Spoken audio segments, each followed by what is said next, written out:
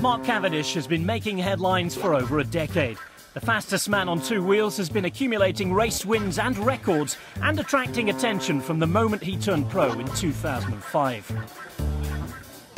inCycle met up with the Manx missile in the Middle East at the inaugural Dubai tour and found him in optimistic mood. I'm incredibly excited for this season. You know, Mega Farm Quickstep invested in me last year. We had the horsepower there, but we were just missing that something at the end, you know, and we've got probably the two best guys in the world for that at the same time, with Mark Cavendish and Alessandro Petacchi. 2013 wasn't short of wins, 20 to be exact, but by Cavendish's exalted standards it was a haul that some regarded with relative disappointment. Changes had to be made.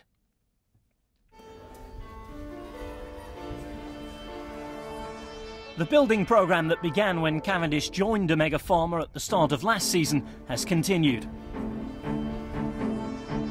The return of Renshaw, Cav's lead-out man at HTC, when the partnership powered to 67 wins in 4 seasons, plus the addition of 40-year-old Petacchi, 53 times a winner at Grand Tours, has given Cavendish arguably the finest lead-out in the sport. Those two guys are the guys whose instincts I can trust over mine even, you know, so it makes my job a lot easier, you know. I don't have the mental stress of thinking where I'm going. I can follow them and know I'll be in the right position at the right time. And then before then, we've probably got the biggest horsepower group in the world, you know. We've got Tony Martin, the world time trial champion, Tom Bone, classic specialist. I'm incredibly excited. I'm sat here, like, I think the hardest thing is going to be able to rein that horsepower in, you know, and leave me some energy left for the sprint. It can take up to 2 years to dial in a lead-out train, making the team's achievements at last year's Giro d'Italia all the more noteworthy. The tone was set right from day one in Naples.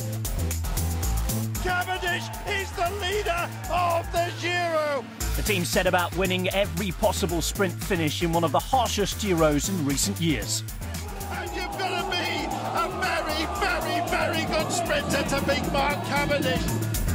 The team's spirit was encapsulated during stage 13 to Cherasco when the group suffered and won together. I think it's a common misconception that I can't climb. The fact of the matter is, if there's a hill that I'm not going to win on, there's no point being 1 minute behind when I can be 40 minutes behind. You know, I can climb.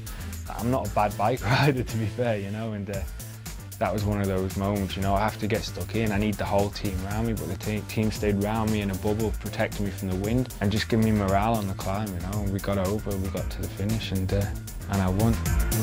Oh, he's beaten everybody, Cavendish. They worked so hard for that. So I was spent, but yeah, it's one of my most memorable victories. The guys rode with the hearts. More than the legs, they rode with the hearts. They didn't give up, they just gave everything, and that was a beautiful win. A team that just rode and rode and rode, and for one cause, and it worked out, you know.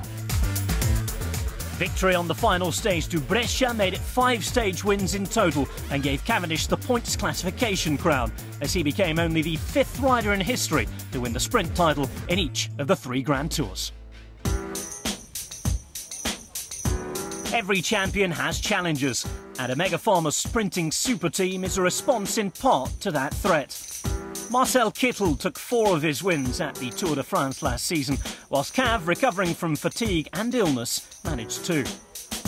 Of the current generation of sprinters, it's the 25-year-old German who appears best placed to challenge the Manxman's supremacy.